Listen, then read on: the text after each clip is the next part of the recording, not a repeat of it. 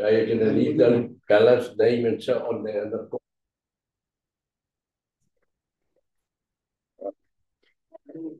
Okay, good evening again.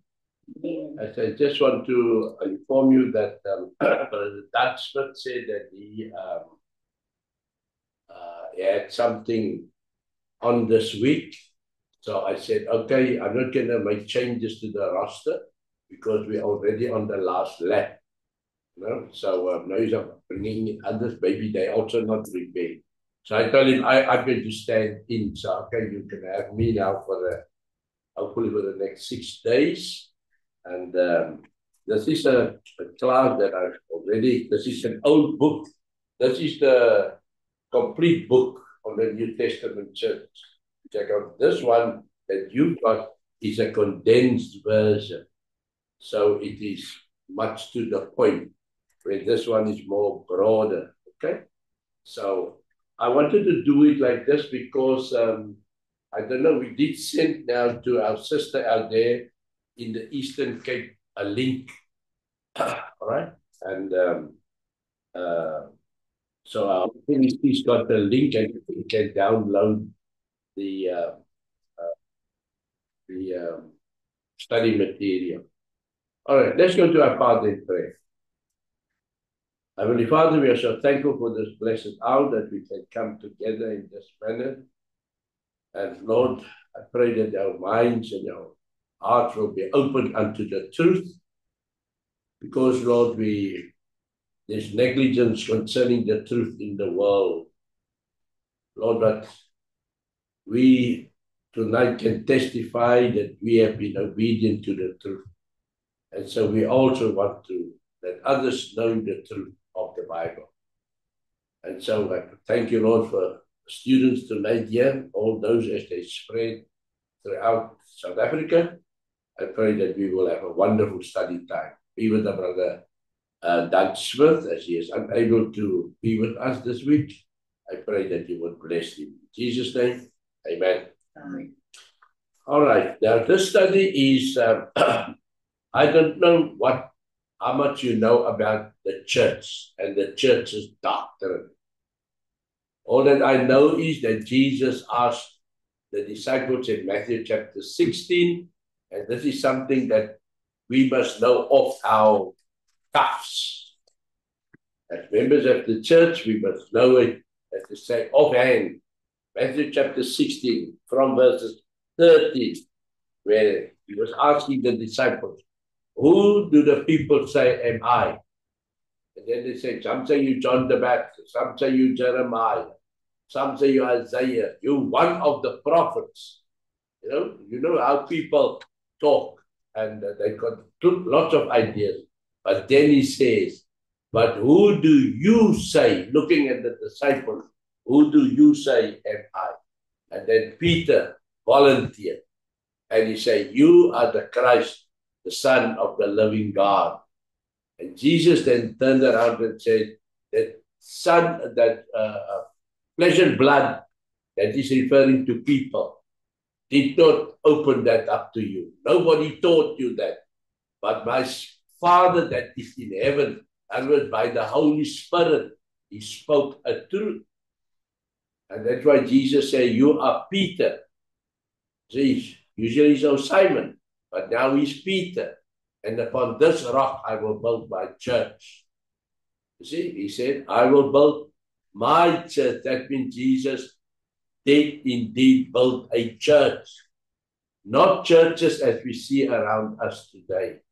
In fact, nowadays you can see lots of discrepancies on the computers.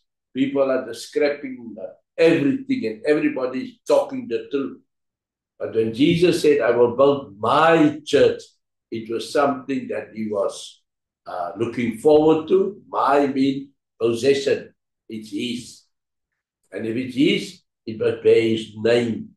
And the Apostle Paul, another verse that you need to know offhand is Romans 16, verse 16. The churches of Christ salutes you. You see? Romans 16, 16.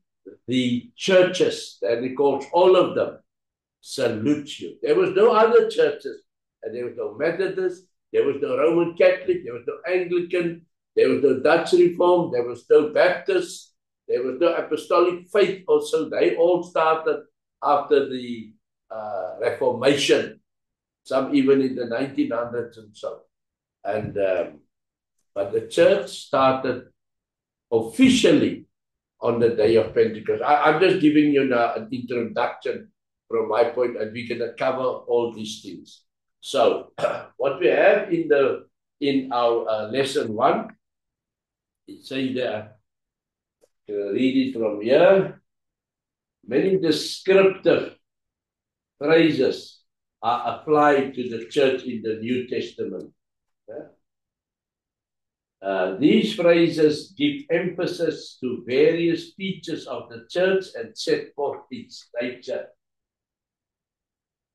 The first 6 lessons of this series concern, I recommended the first 6 lessons of these prescriptive, I don't think this one is reading the same that I've got here. No?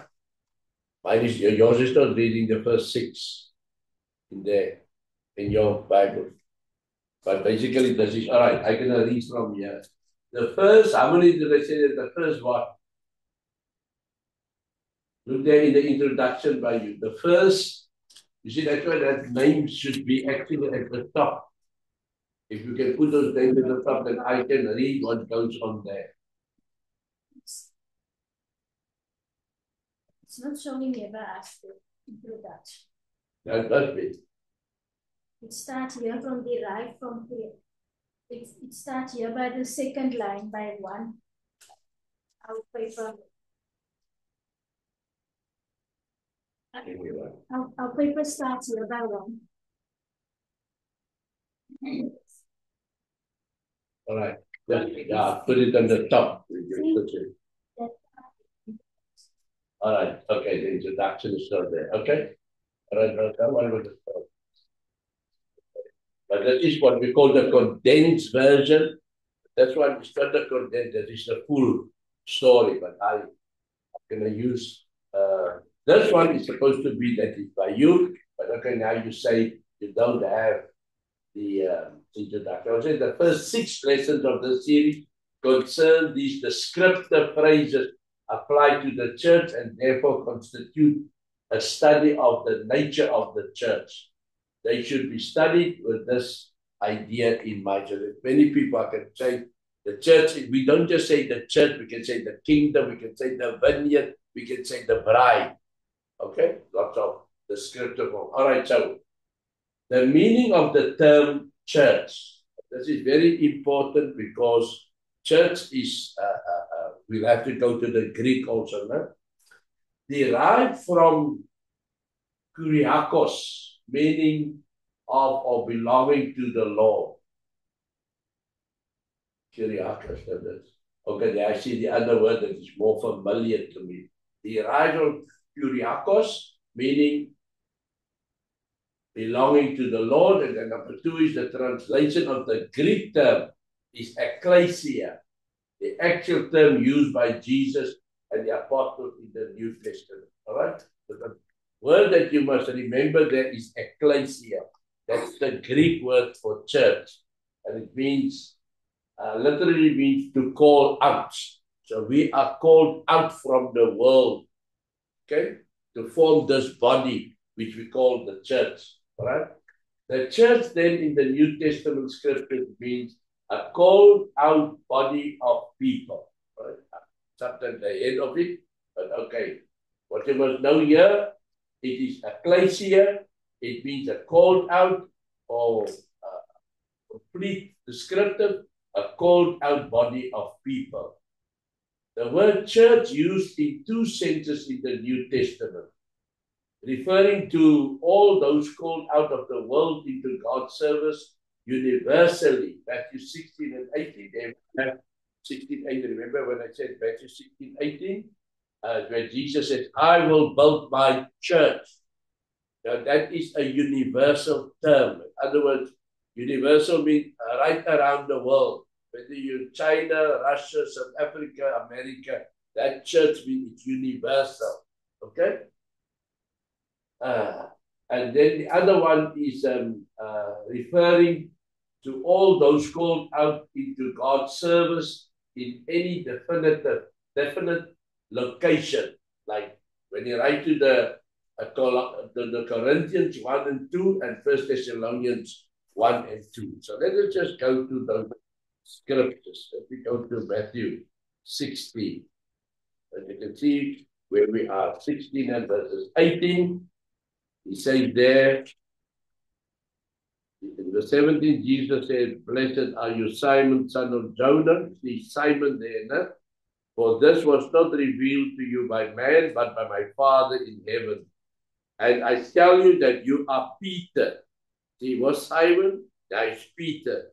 "And on this rock I will build my church, and the gates of Hades shall not prevail against now." Just, I'm going ahead. Also again, Peter in the Greeks means Petros. But rock in the Greek means Petra. So, and then you can also say Petros is a small stone like this.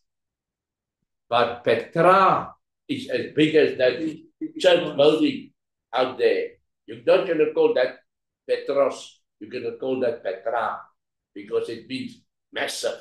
Okay? So when Jesus said, "I will build my church on this rock," it must be something that would stand for ages. Okay? All right. So Ephesians 5:23 and 25, I think I have to go there. It is where Jesus, the Apostle Paul was teaching about the marriage, and then he associated the marriage with the church. 23 to 25, 21.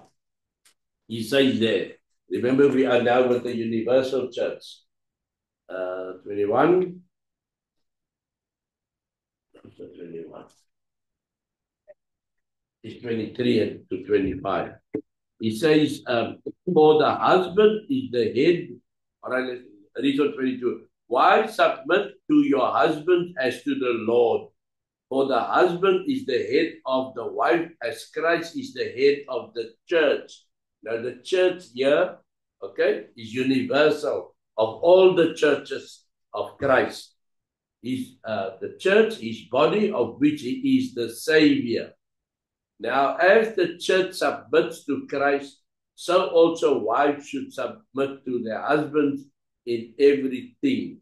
And husbands, love your wives just as Christ loved the church and gave himself up for her to make her holy, cleansing her by the washing with water through the word. So in these two instances, Matthew 16 and Ephesians 5, the church are described in a universal sense because there's not a place name in front of them. Now, when we go to 1 Corinthians chapter 1 and verses 1, we can see he addresses now the local church.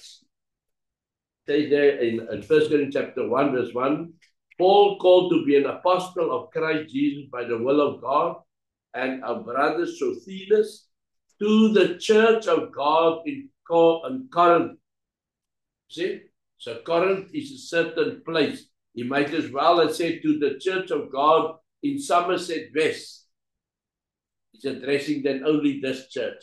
But where there is no reference of a place name, then it is universal. Like say, "I will build my church." You see? There's no place name in front. It's universal. When you say, "Husbands, love your wives as Christ loved the church," it is universal. Wives, submit yourself to your husband as the church submit itself to Christ. It's universal. But the moment they say the church in Corinth, or the church in Galatia, or the church in Philippi, that means it's that local church. That is the two manner in which you can describe the church. Or in 1 Thessalonians chapter 1, if we go there, First Thessalonians.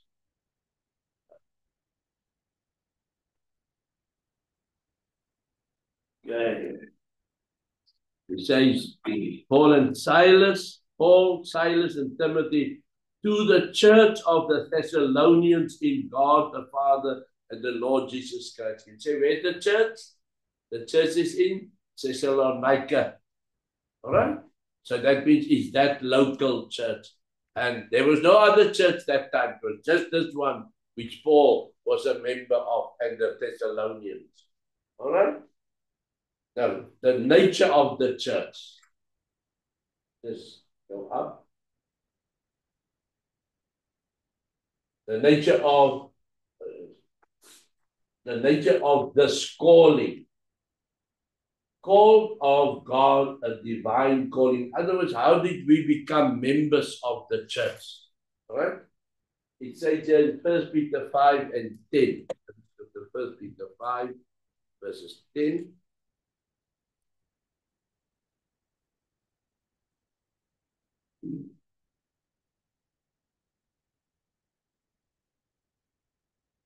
And the God of all grace who called you, see? And the God of all grace who called you to his eternal glory in Christ, after you have suffered a little while, will himself restore you and make you strong, firm, and steadfast. So in other words, God called us. Okay? So as you become a member of the church, you must be called. 1 Corinthians 7:15. I have to go through all these verses tonight so that we are on par. 1 Corinthians 7:15. But if the unbeliever leaves, let him do so. A believing man or woman is not bound in such circumstances. God has called us to live in peace. Now, the Apostle Paul is explaining here when a Christian woman is living with an unbeliever. Okay? And what benefit the unbeliever have with the wife that is a called out one. So when the Bible writes here, it says that we are all thus called out. Remember, what did they call the church? A body of called out ones. We are called out, and we are called out body of people. So when you see that called out, that means we form then the church. First or the 2 Timothy 7, 1 Timothy 1, verse 7 and 9. Let us go there.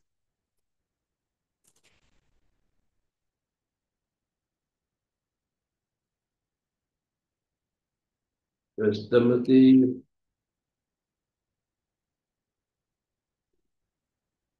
Verses 7, no, 2 Timothy, verses 1, verses 7 to 9. All right. It says, for God did not give us a spirit of timidity, but a spirit of power, of love, and self-discipline. So do not be ashamed to testify about our Lord, or ashamed of me, his prisoner, but join with me in suffering for the gospel by the power of God, who has saved us and called us to a holy life, not because of anything we have done, but because of his own purpose and grace. Grace was given us in Christ Jesus before the beginning of time. So there we have the word called us, who has saved us and called us to a holy life. So all this demonstrates to us that we have been called. Okay? Then they say called in, so the call of divine calling, and then called into fellowship and peace of Christ into one body. Now, 1 Corinthians 1, verses 9. And we need to go back to 1 Corinthians 1 and verses 9.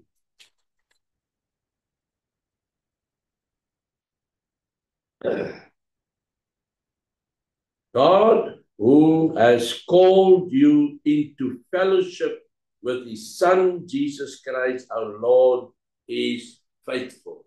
So this body of believers is called out into fellowship. In other words, we form then this a body that is fellowshipping with one another. Colossians 3 and verses 15.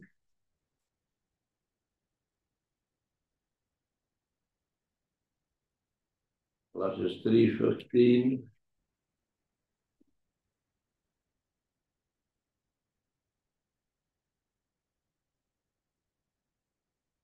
Let the peace of Christ rule in your hearts, since as members of one body you were called to peace. Get it? Let the peace of Christ rule in your heart. We have that called into fellowship and peace of Christ into one body. So there you let the peace of Christ rule in your heart, since as members of one body you were called to peace. Can you see members of one body? And we are going to meet on later on again about the one body, the one head. Okay, one body. All right, number 3, called to be children of God, Romans 9:25 to 26.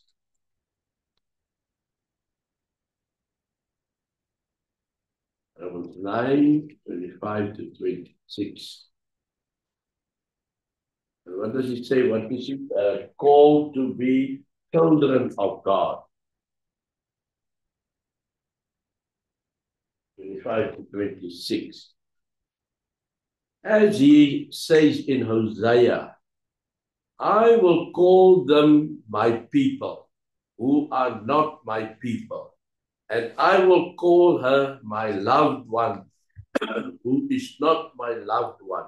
And it will happen that in the very place where it was said to them, you are not my people, they will be called sons of the living God.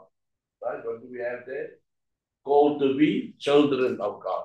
Now, if we know the history of Hosea, let me just go there quickly. While Uncle Paul was still alive, we was busy with the book of Hosea, where the Lord told the prophet Hosea, go and take that woman. It was a street woman. That's called. You know what's a street woman? All right? And a woman that's of ill repute. And but what God was saying, this is what Israel was to him. Israel was living adulterous because they belonged to Baal, where he was their sustainer. God was the sustainer of Israel, but they were worshipping Baal. That means they were living adulterous. Now God was saying, Hosea, go take that woman.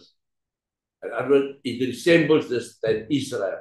And he got 3 children, 2 boys and a girl. And everyone had the name, like the one's name was, you are not my people. I can't remember now what the name is, but it means you are not my people. The other one is, okay. I will call them my people. And I will call her my loved one. I know the children bore the names of that, but I know they will not call my children and so on. But what this verse is here describe to us, that God are looking for his people. And we are forming, as you say, we are called to be children of God. Now, James, what's it? 1 John 3 and verses 1. 1 John 3 and verses 1.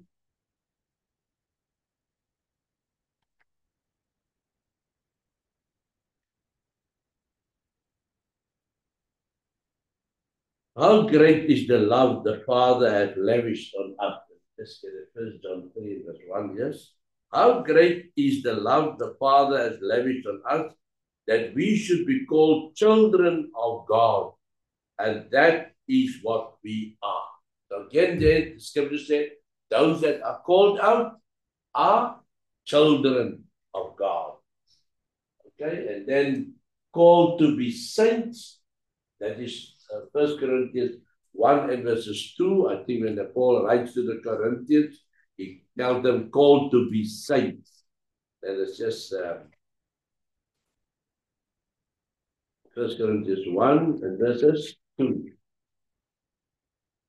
To the church of God in Corinth, to those sanctified in Christ Jesus and called to be holy, together with all those everywhere who calls on the name of Jesus Christ, of our Lord Jesus Christ, the Lord. But why don't I see the word saints? Maybe this is a different translation. And called to be saints. I think here where it says to those sanctified. Is there another translation around there? I read another translation, verses 2. To the church of God in Corinth, to those sanctified in Christ Jesus and called to be holy. I think that word called to be saints, together with those everywhere who call on the name of the Lord.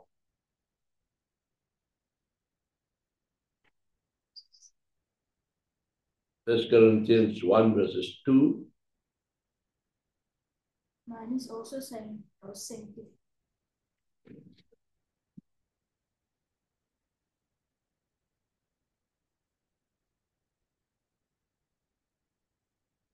And what is this?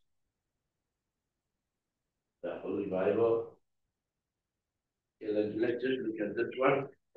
I want to make sure. First Corinthians 1 verses 2. Oh, this one was this? Yeah, here it is. Paul, called by the will of God to be an apostle of Jesus Christ, and Sosthenes, our brother, to the church of God at Corinth, to you who have been sanctified in Christ Jesus and called to be saints, with all who call upon the name of the Lord Jesus Christ in every place. So the old King James would call. So okay, remember that this book was also written in 19 what? Let's see, I think the date must be somewhere here.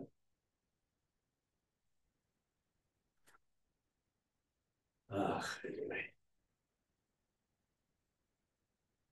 Must be in the 50s or so.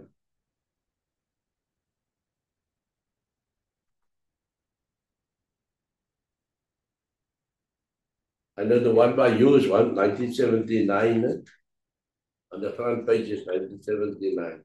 Okay, this one must have been written somewhere when the King James were the Bible that the people used. Okay, so it will refer to saints. So we are called. We are a church because of the divine calling, because we have fellowship into one body. We are called to be children of God. We are called to be saints. And it's Romans 1 and verses 7 there.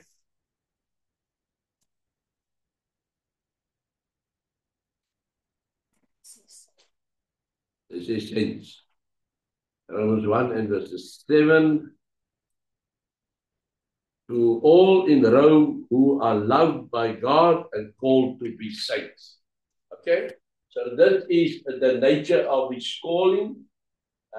A holy calling, 1 Thessalonians 4 and verses 7. Okay, so we have to do Bible study, we have to have proof of scripture.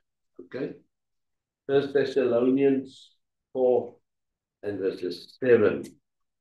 For God did not call us to be impure, but to live a holy life. Get it? So we, as the called out ones, should live a holy life because we are called out to be holy. 2 Timothy 1 and verses 9.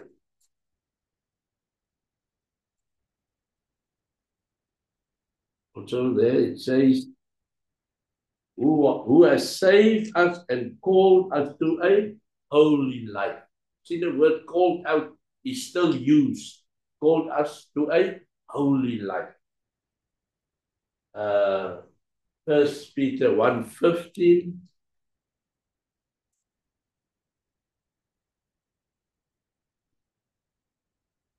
But just as he who called you is holy, so be holy in all you do. So as the called out body of Christ, we also must be holy. And I'm sure you know what it means to be holy. In other words, to reflect God. Okay? And then number 6 is a heavenly calling. Hebrews 3 and verses 1.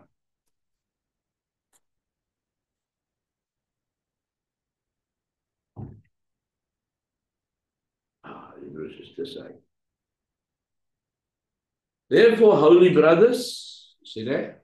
Holy brothers who share in the heavenly calling, see the word calling there, heavenly calling, fix your thoughts on Jesus, the apostle and high priest, whom we confess. So we have a heavenly calling. So in all this we can see the description of the church. All right? The next one is how we are called. 1 Peter 2 and verses 21 says, made possible by the suffering of Christ. 1 Peter 2:21.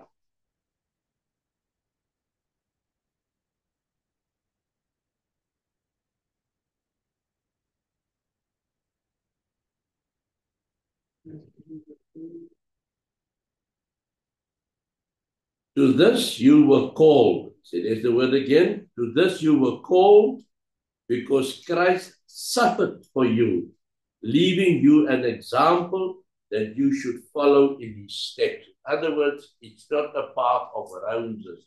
We also, on our path, have suffering. Suffering in the way that we lose friends. I'm not walking with you. I'm not running after things that I don't need or want or so. People make jokes about you and so on. So that is all suffering.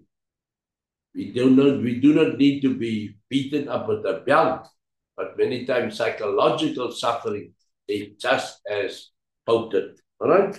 To this you were called because Christ suffered for you, leaving you an example.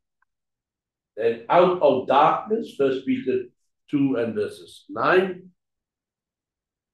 he says, but you are a chosen people, a royal priesthood, a holy nation, a people belonging to God, that you may declare the praises of him who called you out of darkness into his wonderful light. It's again the term called out of darkness. Darkness means it's a reflection of sin. It's a reflection where there's no God, because our God is light and he works in the light, and that's godliness. Okay? So one thing that in the darkness, it is sinful. Number 3 is by the gospel of Christ, 2 Thessalonians 2, verse 3 to 4. 2 Thessalonians chapter 3, verses 13 to 14.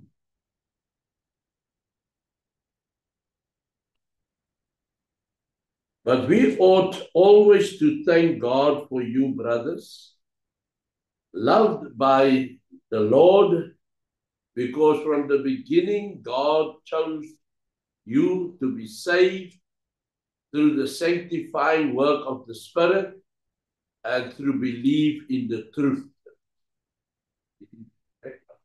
13 to 14. He called you to this through our gospel, that you might share in the glory of our Lord Jesus Christ. All right. We are called by the gospel of Christ. What is the gospel?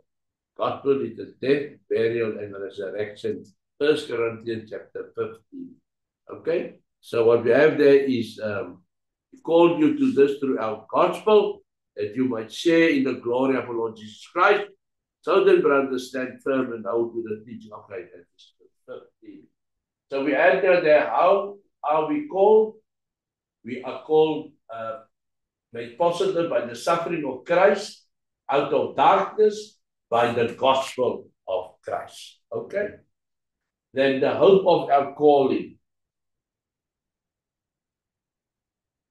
Hope of our calling, that we may be worthy. 2 Thessalonians chapter 1. 2 Thessalonians 1, verses 11 to 12. With this in mind, we constantly pray for you that our God may count you worthy of his calling, is the word calling, and that by his power he may fulfill every good purpose of yours and every act prompted by your faith. So that we may be worthy. The word worthy there, yes, count you worthy. With this in mind, we constantly pray for you that our God may count you worthy of his calling. And you know what does worthy mean? That you are precious in his sight. Okay? All right, what is the other verse? Ephesians 4, verses 1 to 3.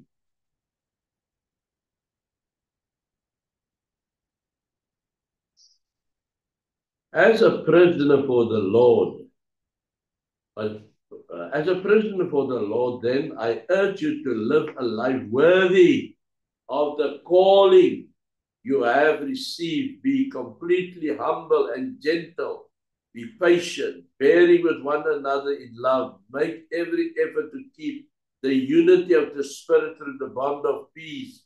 There is one body and one Spirit, just as you were called to one hope when you were saved. So what verse as it goes? Okay, only 1, 2, 3. All right, so there we find to live a life worthy of the calling. Okay? Then number 2, to inherit a blessing. 1 Peter 3 and verses 9. 1 Peter 3 and verses 9. Do not repay evil with evil, or insult with insult, but with blessing. Because to this you were called, so that you may inherit a blessing. So again, there's the word, we were called, so that we can inherit a blessing. As who's the one that's blessing us? God the Father. Okay? Right. Make our calling and election sure. 2 Peter 1 and verses 10. Make our election. Verse 10. You say, make our calling and election sure. Therefore, my brothers, be all the more eager to make your calling and election sure. For if you do these things, you will never fall. So what we find is the words calling or worthy or so, it goes together, it complements each other. All right? So I think that is the first lesson that we had on the body of, so the body of Christ. The called out body. Okay, so there we had the description of the called out body. I'm going to ask you some questions. What is the meaning of the word church as it is used in the New Testament scripture? What is the meaning of the word church? Hey? What is the meaning of the word church? We started off with it. And it's all about the lesson that we just had.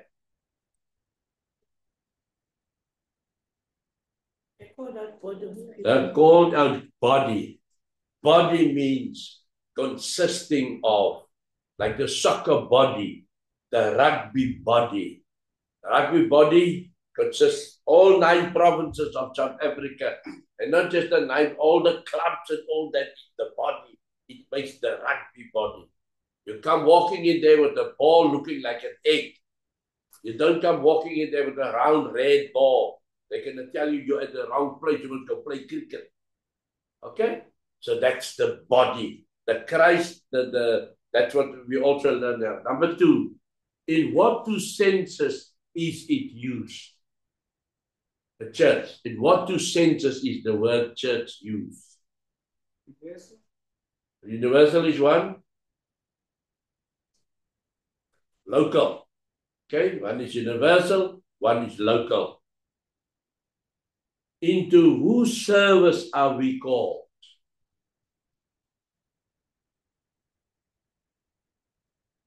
Who do we serve? We serve To God. serve Christ. Yes, Christ, God. We serve. Number four, what relationship with God is established as a result of our being called? What relationship? We become children of God. Number five, what character does this calling demand?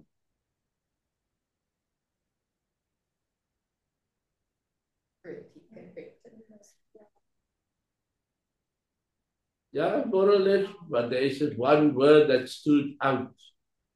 Worthy. That we must be found worthy. Okay, worthy means we are precious. Worthy is like a lot of, you pay a lot of money for it. Okay, so you are worthy. All right. The number six. Through what medium are we called? Let me just see here. Number one is direct operation of the Holy Spirit. Number two, prayer or preaching the gospel. How are we called? There's three direct operation of the Holy Spirit, prayer or preaching the gospel. How are we called? Preaching the gospel. How will we hear without one preaching? There's a verse that says that. Okay? So the gospel is like a clarion call, like a trumpet. It sounds and then we react to it. All right? Number seven, the last one. What is the ultimate hope of our calling?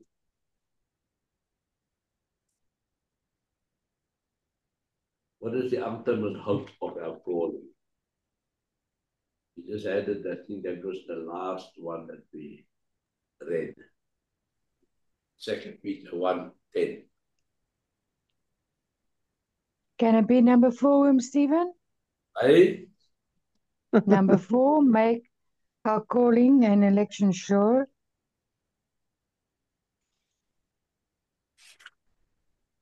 Where are you now, my dear?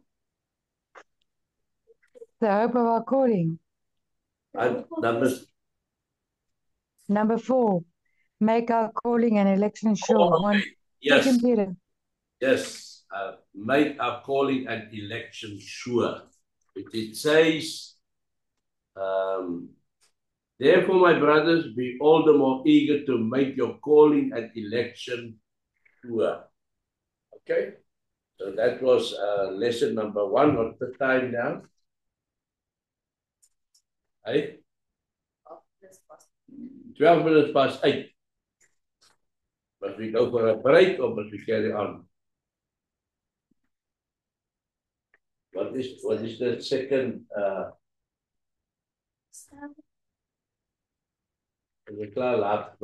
right? Okay, now. Lesson 2, the household of God. The household, can you already understand? Household is the things inside. All right? Let me just see here. Where's this one? Going to, oh, here is this one, the household of God. All right. Number 1, the household of God, the family feature of the church. So again, a household means family, okay? And it says the word house used to designate families. Acts 10 and verses 2. Let's go to Acts 10 and verses 2.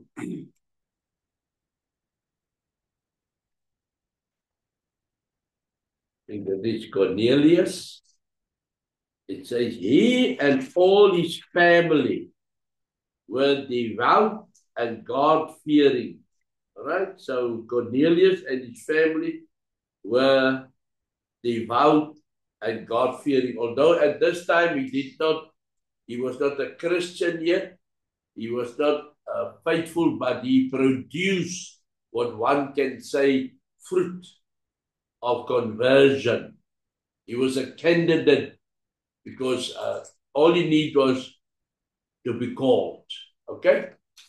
So that is now Cornelius, and Hebrews 11 and verses 7. Hebrews 11 and verses 7.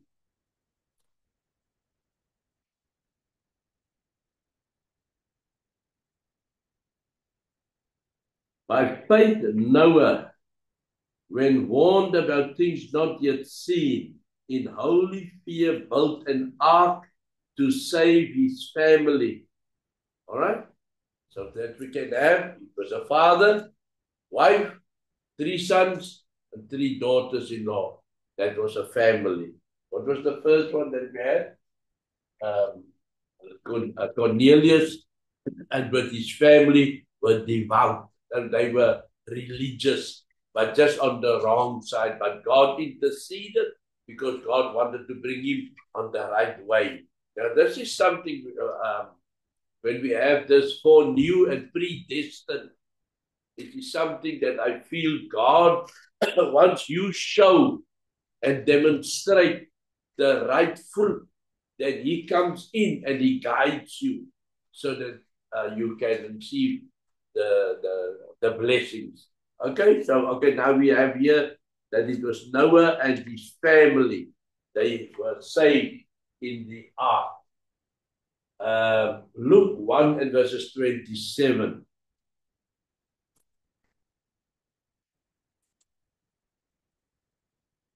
Luke 1 and verses 27.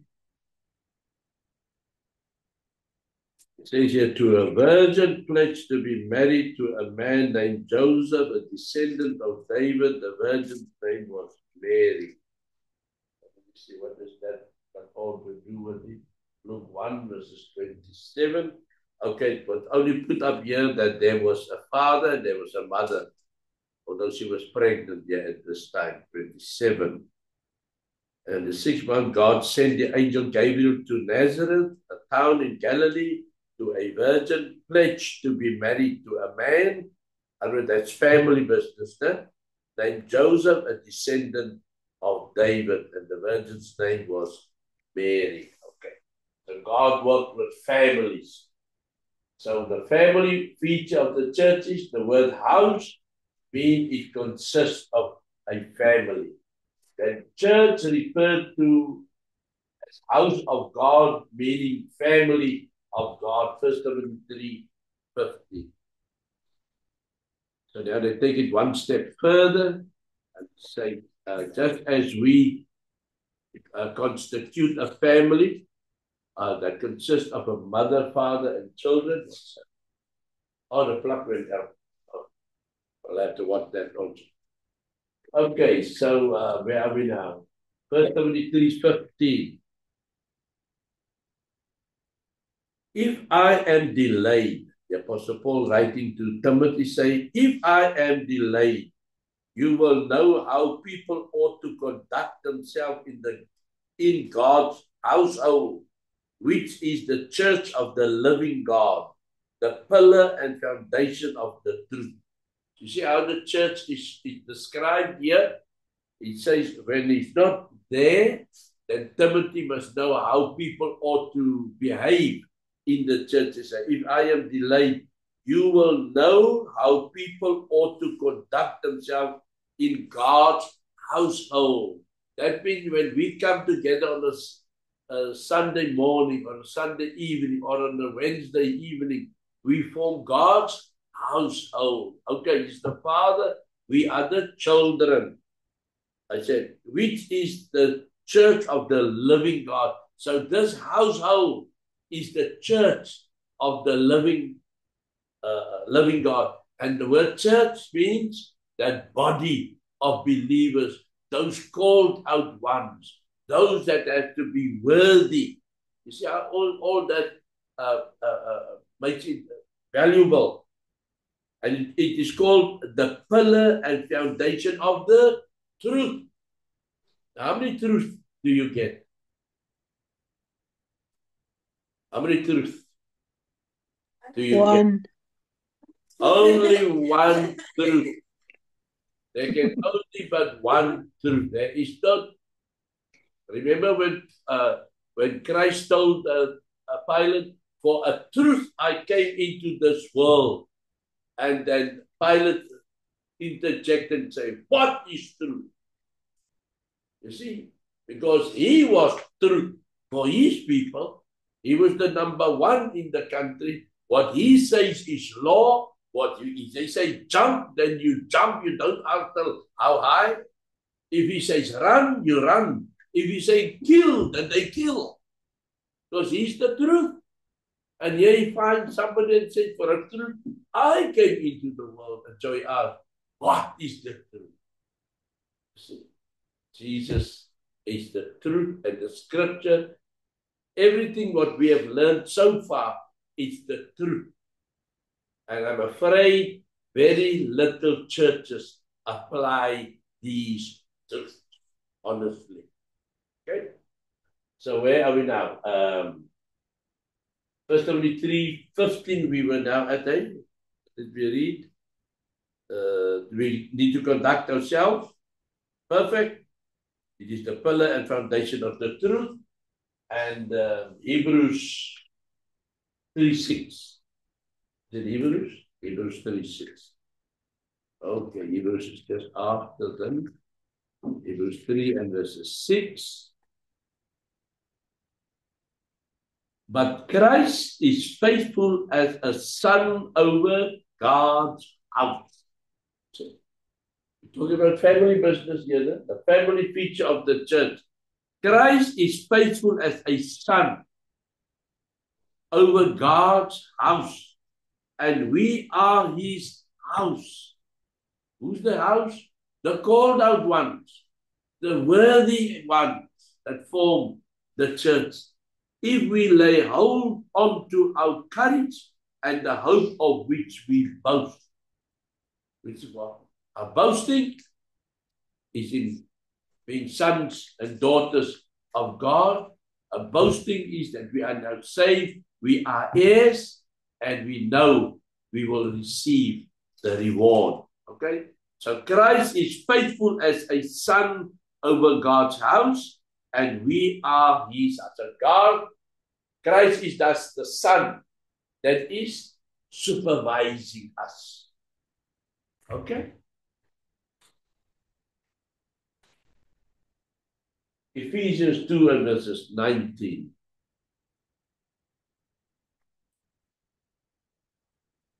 Ephesians 2:19. Consequently, you are no longer foreigners and aliens, but fellow citizens with God's people and members of God's household. All right, there you have the word. God's household. And how many verses is verse 19 and then chapter 3, verse 15? Let's just go. Consequently, you are no longer foreigners and aliens. What is a foreigner and an alien? That is not part of that. You see, but they say you are no longer a Gentile. You are no longer a Baal worshipper. Because you've all conformed. You are now part of God's household. But fellow citizens with God's people and members of God's household, built on the foundation of the apostles and the prophets, with Christ Jesus himself as the chief cornerstone. And where do you get the cornerstone? In a house. Okay? This cornerstone there. If I just have to, in the olden days, today when we built a house or dug out a foundation, we've got the tape measures, we've got the things that can make a corner. We have what do you call that, pole, and you put it up there, and you've got your levels and everything, And you draw up your levels, and once your levels are drawn, you put your lines up there, and now you can build, and the house will be square. So the one wall goes this way, and the other wall goes that way. Now in the olden days, they would take a raw rock. A rock. You know, a rock is round. And they say, okay, we need one as big as that box. Let me say, or 2 boxes on top of each other. But it's a raw rock. Then the guys chop, and they make that block completely square. And then they take that square block and they put it there in the corner of the house. And from there, they build this side and build that side, and the house is square. Okay? That is why you also have the other verse which says, the stone which the builders rejected became the cornerstone. Now, another thing what I can say, sometimes when these guys chop down that block to make it square, somebody may come along and say, I don't want the small one. I want the bigger one. So what do they do with it? They throw it one side. And so maybe the owner wants a better square rock. And what the Bible says, that one that the builders rejected became then the cornerstone. So the cornerstone is quite valuable. So where are we? The word house used, where did I go? The families. Church referred to the house of God, meaning family of God, 1 Timothy 15, Hebrews 3:6, and Ephesians 2:19. So Ephesians 3:15. Did we do that one yet? Not yet. He says, let's read from verses 14. For this reason I kneel before the Father, from which his whole family in heaven and on earth derives its name. Oh, wow. There's 2 destinations here. The family of God is both, one family is on earth, and the other family is in heaven. So we can see that where's the angels? Angels is in heaven. There's a heavenly house, and there's an earthly house. And if we walk worthy as called out ones, we are also in the same league, so to say, as the angels. We are God's precious stones. I pray that out of his glorious riches, he may strengthen you with the power. Okay.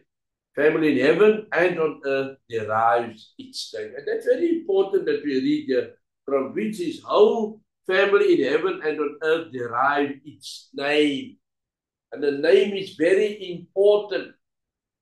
You know, we always ask, why don't you give your child's name Rover? Susan, would you give your child's name Rover? Why not? Because I don't know the meaning first, and the other thing doesn't sound right. What do you say, Judith? Why don't you give one of your children's name Rover? One name Rover, pet.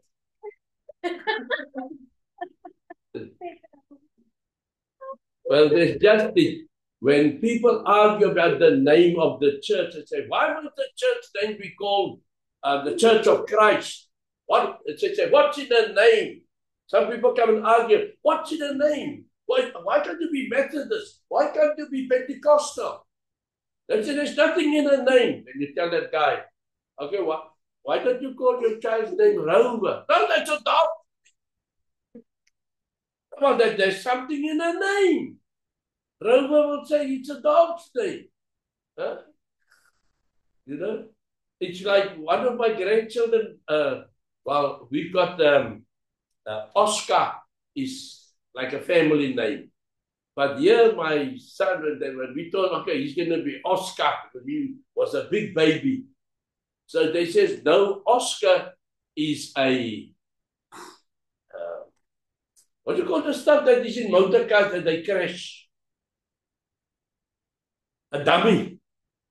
You know, when they test the motor cars to see how strong and they will make it, so they said the olden days, the people died in the motor car because of the shock. When a car smashed against another car, they are killed inside because of the impact. These hard bodies. So you dead because of, although the car is not much damage, but you dead because of everything is metal in the car. So they start building the cars to like a concertina, like a, you know what, something that just folds up. So by the time they come 120 into each other, but the impact is so they just vermel op they what can you call? I know, but I'm trying to you want to help me with my interpretation. They crumple up. They frumble off, they crumble. There we have it. The car just crumble up, you know. So they lessen the impact. So then, okay, today they even have those bags inside. But the effect is that you are not killed. Your life is saved. I don't know why did I get that? Okay, because of when we said he was called his son's name Oscar. Oscar is a dummy. They call that thing that they put in the cars for smashing dummies. Planes that they built and they crashed the planes. There's a lot of dummies inside. So they said, they called them Oscars. How's the Oscar doing? How's the Oscar? You see? Stephen, Yes. do you know how many people I meet that tell me when I tell them my name is Bella, and they say, oh, that's my cat's name and that's my dog's name. A lot, a really lot. So it's all in the name. Well, I haven't heard a cat's name by Bella. Oh yeah, there are lots of cats called Bella and dogs. Yeah, okay. Yeah, you got, I think my grandchildren, one of the dogs name is Bella. Yeah. Sorry about that, Bella. You're gonna Yeah, you see, I told. Okay, Stephen. Okay, so all right, so that's what you don't name it. You don't want to call the name Rover because it's a dog's name. So the same is as we've written here from Woods is in heaven and on earth derives its name. It's very important. The name means identification. Okay. So where are we now? Okay, so that was all about the family feature of the church. Now we go to salient features of God's family, the church. Now, what's the meaning of salient? Help me here. Salient. My phone is being charged in the car. Salient. Salient, the features of God's family, the church. Hey? It says most noticeable. What? I don't hear you. Most noticeable. Most noticeable of importance. Okay, the Father, the Son, and the child. All right? Okay. Salient features of God's family, the church. Which I can't dwell so long. This is a long letter. Okay, so don't even into. We'll have to continue tomorrow night still with this lesson. Okay, salient features of God's family, the church. God is the Father, Ephesians 3 and verses 14. It says, I just had it now. For this reason, I kneel before the Father. Okay? For this, I kneel before the Father is the Father of the church. Okay? Where are we now? 4 and verses 6. I have to go a little bit faster now. One God and Father of all. So this is you have in Ephesians chapter 4 is where you have it one body, one spirit, one hope, and which you were called, one Lord, one faith, one baptism, one God and Father of all. So the church or the called out ones, the body of Christ, features a father. So we are not homeless. Matthew 23 and verses 9.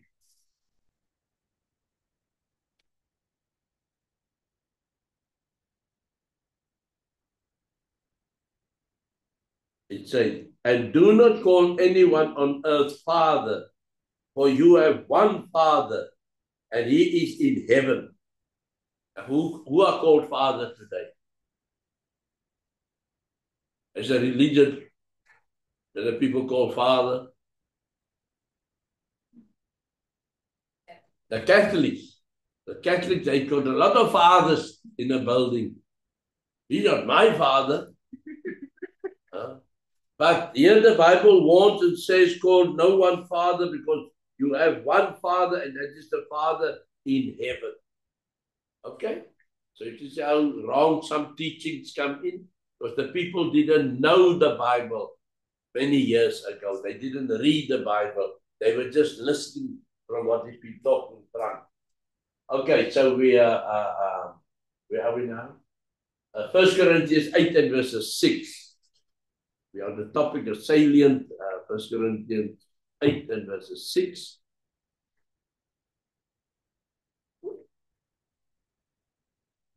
Okay, well, tell me what's the time.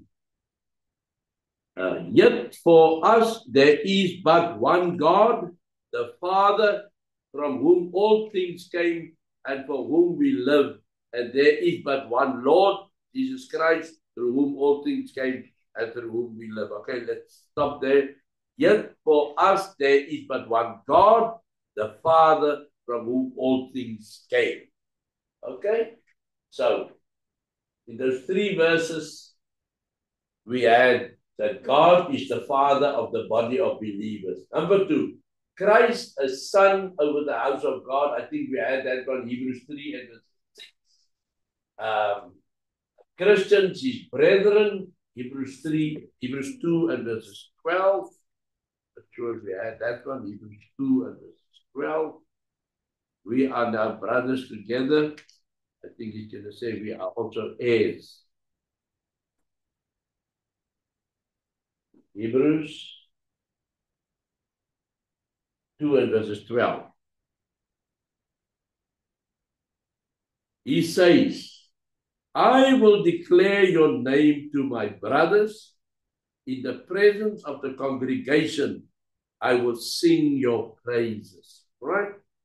So here is where the, I think that is referred to a psalm. Psalm 22, verse 22.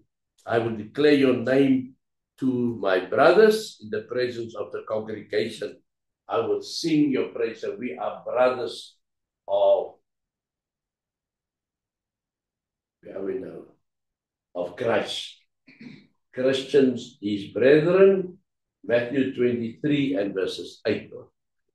Matthew 23 and verses 8. But you are not to be called rabbi, for you have only one master, and you are all brothers. All right, there we are. But you are not to be called rabbi. Now, in these verses, what do we find? In other words, it instructs us, do not be people with holy names. Let me call it. Today, people are pastors. People are prophets. People are, what's the other name? Apostles. You see? And they glory in these things. I can't. Even when I was with my father, and my father would say, have you met Prophet Jonas? And I would look at them and would say, hello, sir. I don't say, prophet. I couldn't understand. I told my father, how can you call this man a prophet? You more holier than that man. Huh? Are you just a reverend? No, I will not call him prophet. Right? So people, that is names that you get. They created names now because prophet is dying out. disciples is drying out. They want names that has got character. Why don't they call him Rover? Huh? Prophet Rover. Oh, I am a rover. Whatever, but anyway. And they can call themselves chameleons also. All right. Some doctor also. Yeah, that's Dr. Prophet. Yeah. 25 verse 40. What's it? Matthew 25 verse 40. People are not satisfied. They want to be known by men on earth.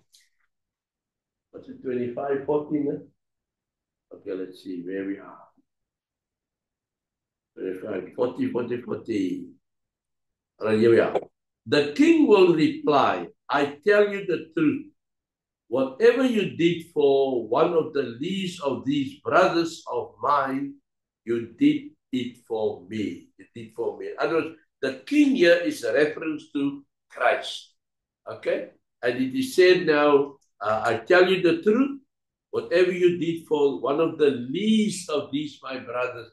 In other words, a brother that the least of my brothers, sometimes some people will just walk past you. But you did not walk past. You saw and you asked, can I help you? And maybe the man says, I'm thirsty. Go buy a bottle of water and you give it to him. And you've done it to the least of these that loves me. Say, all right? The king will reply, I tell you the truth. Whatever you did for one of the least of these brothers of mine, you did it for me. So Christ is looking at even the least of those in the body of truth as a brother of him. Okay? Right, so okay, God the Father, and we are all related to Christ Jesus, and then all Christians are children of God. Sons and heirs, Romans 8 verses 15 to 16. So we are all valuable in the sight of God. Romans 8 verses 15 and 16. All right, here we are. For you did not receive a spirit that makes you a slave again to fear, but you received the spirit of sonship, and by him we cry, Abba, Father. The Spirit himself testifies with our spirit that we are God's children. Right? So we did not receive, we didn't become slaves again. Remember, he's drawing a conclusion with the children of Israel. By being obedient to the laws of Moses, they become slaves again. It's a burden on them. They're not free. But on the other side, after the Christ, after the death of Christ, after the resurrection, we are free indeed. We don't do wrong. We test we have just a study now that we are worthy, and we're making our calling and our election sure. We are, because God is holy, we are holy, and we do not want to mess ourselves up. All right, so we don't need laws to do it. All right, so where are we now? 25 verse 40. Okay, we are here at number 3. All Christians are children of God, sons and heirs. Romans 8, 15 to 16, Galatians 4 and verses 7. Go there quickly. Galatians 4 and verses 7.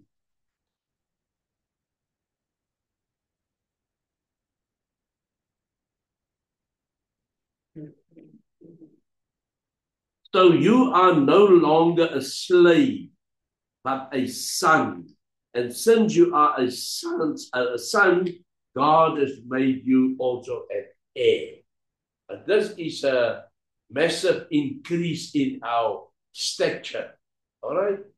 We're not just children, we're not just sons, but we even become heirs. Okay, so you say, so you are no longer a slave. So we are not driven. The we do not need people to stand behind us. Stephen, did you pray? Did you pray for this? Did you pray for that? How many people did you help today? Where were you yesterday? And all those things. We do not need to, because we know to live worthy in the presence of God. So otherwise you are a slave. But a son, and since you are a son, remember in the olden days you had the slave in the house and you had the son. The slaves all lived outside of the house in their quarters. The father and the sons lived in the house. So this is why I say, so you are no longer a slave, but a son. That means you are in the household of God. And since you are a son, you are now recognized. God has made you also an heir. That means you are going to be inheriting the same what Christ also inherits. Hey?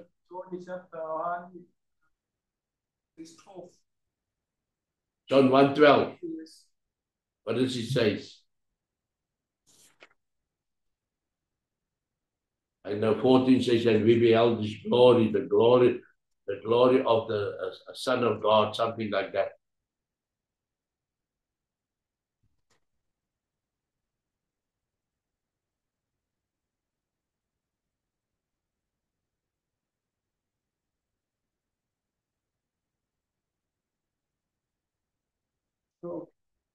John 1:12. 1:12. 1:4. 1:12. 1:12. Yeah. Chapter 1, verse 4. Chapter 1, verse 4. 4. 12. Yet to all who received him, to those who believed in his name, he gave the right to become children of God. Children born not of natural descent, nor of human decision, or a husband's will, but born of God. In other words, we were born by the word, not because of a man and a woman that came together as a material, or that is fleshly. All right? Okay, so where are we now? Sons and heirs, children of God. 1 John 3. Did we do Galatians 3:26? I don't think so. We did Galatians 3:26.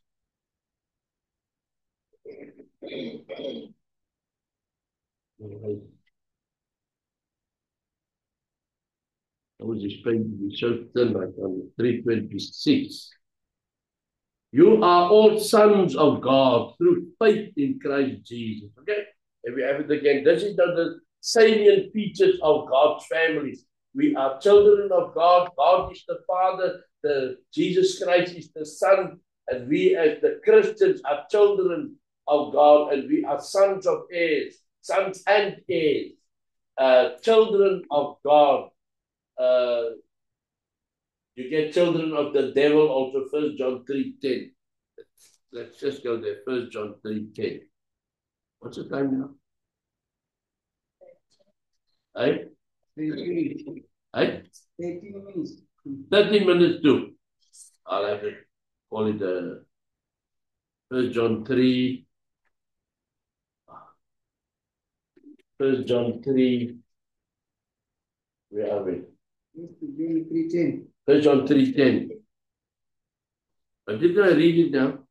This is how we know who the children of God are and who the children of the devil are.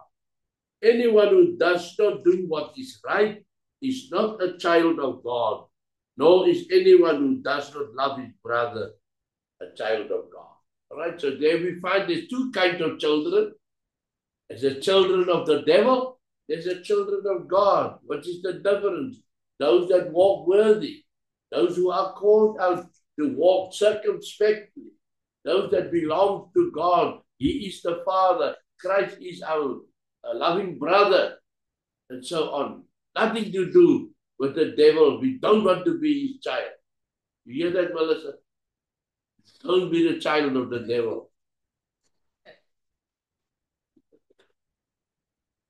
All right, where are we now? Church of God. Church of God the Father. 1 Thessalonians 1 verses 1. If you will just have to do this one finish. 1 Thessalonians 1 verses 1.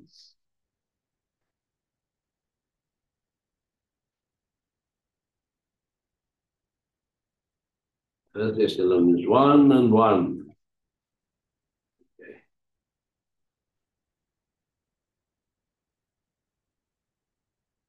But this it says what the topic is Church of God the Father. Thessalonians 1 it says, Paul and Silas and Timothy to the church of the Thessalonians in God the Father and the Lord Jesus Christ.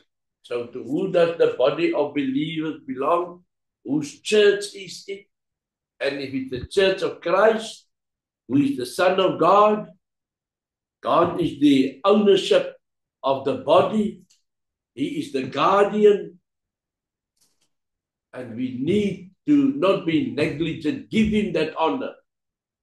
And by giving that honor, we prove it by walking circumspectly, not as fools, but as wise. All right, conclusion on that one that we see. Maybe we can finish this. Conclusion. All of God's children are in God's family. Is that true? All of God's children are in God's family. Is that true? No.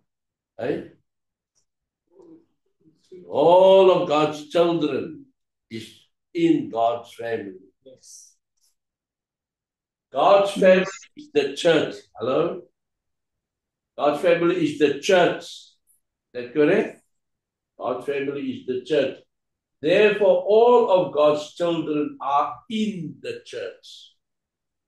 This is something which they call, I'll have to go and study it up again. I still remember at school that they would say, when the road is wet, it rains. True?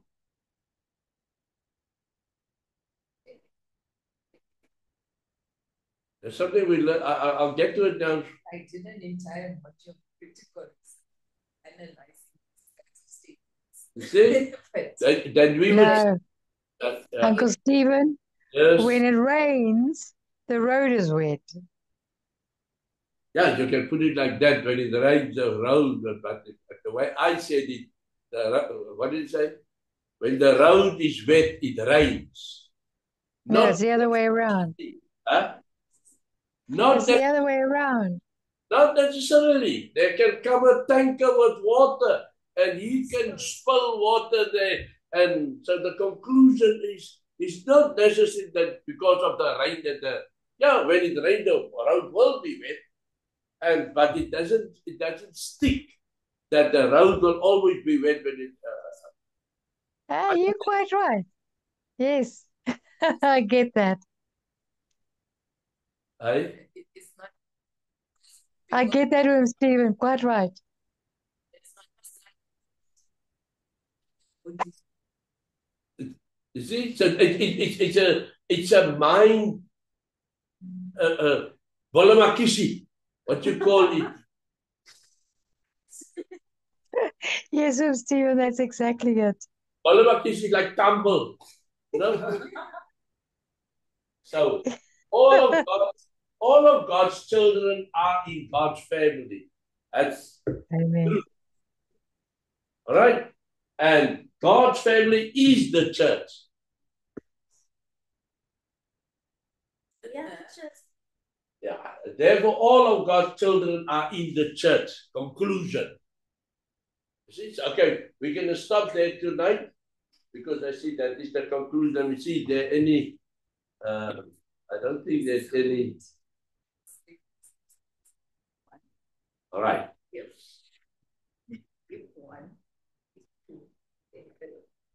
What's the time now? Let me see what's the time now. Yeah. 7 minutes. Yeah, okay. I'm gonna call it a halt now. All right. Thank you for being here tonight. I had a very long day, and thank you, Susan, for the lekker post. He understood what I said.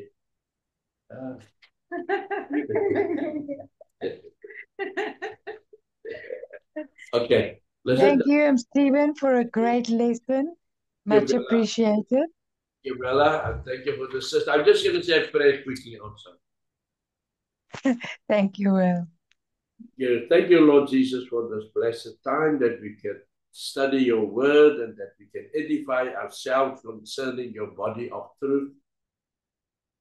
Jesus paid a dear price, cost him his life to die for the church.